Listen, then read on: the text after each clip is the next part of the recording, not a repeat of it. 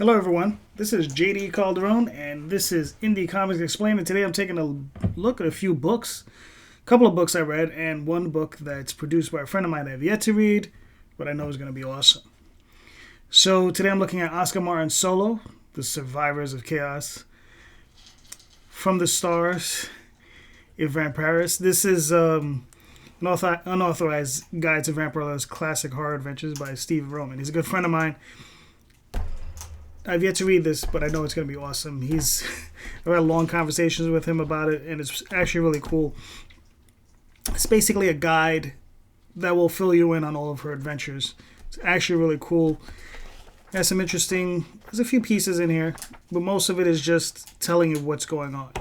It's a great book. I'll put some links in so you can find it. So, go out if you like Vampirella. I think this is the sort of thing that any completist is going to need. And then we have Kieron Gillen and Weingard. Peter Cannon, Thunderbolt. Watch. Alright, so let's set this aside. Like I said, go check this out. This is an awesome book. Alright, first, we're going to look at Oscar Martin's Solo. Oscar Martin is an artist from Spain. And this is his personal work. Like, this is his own character. His own stories. And I've been seeing his work online for years. His stuff is just incredible.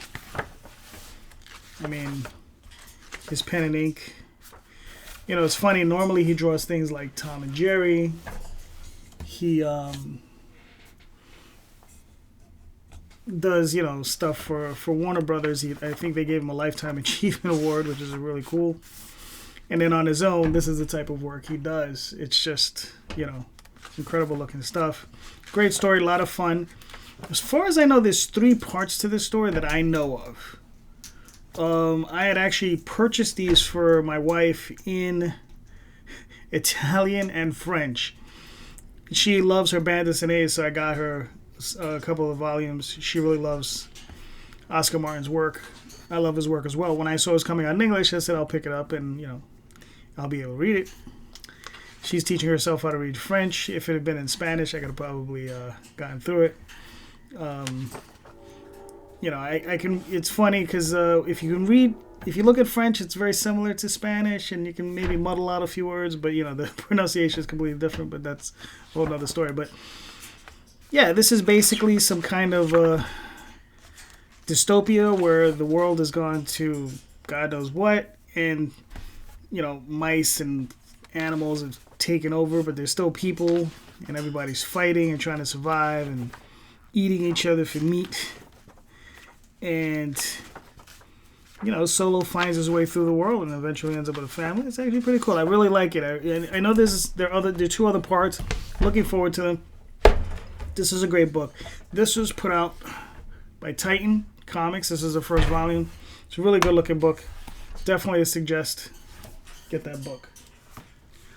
All right. The next one up is Peter Cannon by Kieron Gillen. Now, I like this book a great deal. This book I thought was a lot of fun. Kieron Gillen does some interesting things in here. This is kind of like a strange what-if story. Like, what if somebody had taken over right after Watchmen finished? That's what this story is. It's basically just that. I don't want to give away too much. It is pretty awesome. It's a lot of fun. And he uses a lot of the 9-panel grid, and it's interesting to see the way that Peter Cannon, I guess he's the most intelligent man in the world, and I guess he's playing the Asmodeus role, and the way he travels to other dimensions is he puts himself in these weird grids, and it's kind of like they're breaking the 5th wall, but they're not coming into our reality by breaking the 4th wall or talking to us, but they're going into like other comic book dimensions. So it's kind of funny. It was kind of cool the way they worked that out. I'm pretty sure I'm screwing that up. I find it very interesting what Kieron Gillen had done here. You know, as you can see here, he ends up in another world drawn in a different style, and it's in black and white, as opposed to his superhero world, which is in full color. And, you know, they can do different things. So, you know, it's kind of cool. It's not the first time I've heard of this conceptually. You know, this is one of the few times I've seen it. But, you know, overall, I thought it was interesting, you know, the way it's handled. If you like Watchmen, if you enjoyed Watchmen, I would definitely suggest getting this book. I think you'd be really, really interested in this. I think this is a good book. I would love to see more stuff like this from Kieron Gillen.